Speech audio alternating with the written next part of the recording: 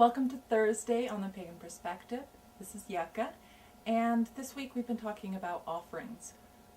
We have questions from two different viewers. I'll go ahead and read them. The first is, how do you handle and do offerings to the gods, spirits, ancestors, and so forth?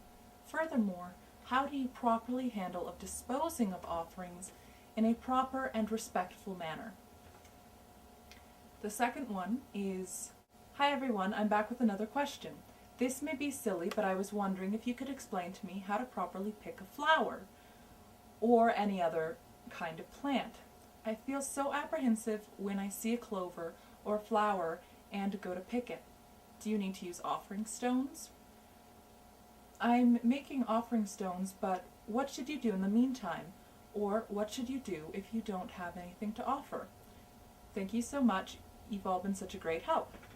So I'm going to talk about these questions together.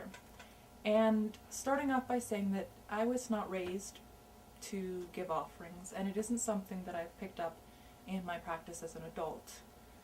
I do, though, I have occasionally, when I feel like saying thank you, or I have a very strong emotion, like looking at the sunset and just being blown away and amazed by the sunset, I have done some sort of physical gestures, sort of to communicate through my body, like a dance, and that's been something like that, or like that, just something which to say thank you with my body. I don't make offering stones, so maybe check with some of the other hosts whose practice that's part of. But in terms of thoughts of properly handling and disposing of offerings, that would really depend on what tradition you're coming from.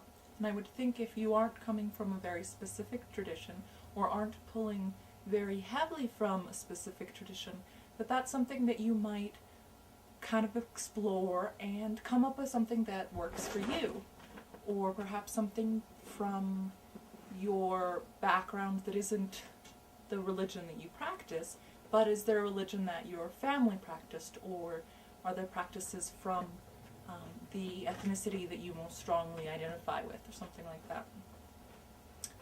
In terms of picking flowers or picking plants, what I was taught was that you never take too much from a plant for it not to be able to continue, to be able to spread, or its seeds or continue as a plant. So if you're looking at a bush, like say you're picking something that's a flower that has many different stalks coming up, you don't take all of it, you take a portion of it. If it's something that's a single stem, you just make sure that you only take a few of them and leave many of the other ones there. So if there's only one of it, don't take it. That's what I was taught. And it's very practical in terms of you want it to be able to continue to exist as a species, that's very sustainable. But also there's a level of just respect for it as another being. Because a plant, although they aren't animals, they don't have the same, they don't exist in the same way we do, with talking to each other and having families and songs and things like YouTube. They're still living beings, and so there's a level of respect that one might wish to have towards them. In terms of what to do, if offering stones are something that you want to have in your practice, something that you might do in the meantime, you might leave part of yourself. You might spit or blow or say a prayer or whatever feels good to you. So I hope that I hope those answers address the question a little bit, and that everybody's having a great week. So stay tuned for the next couple videos. Post in the comments below what you think, and see you next week.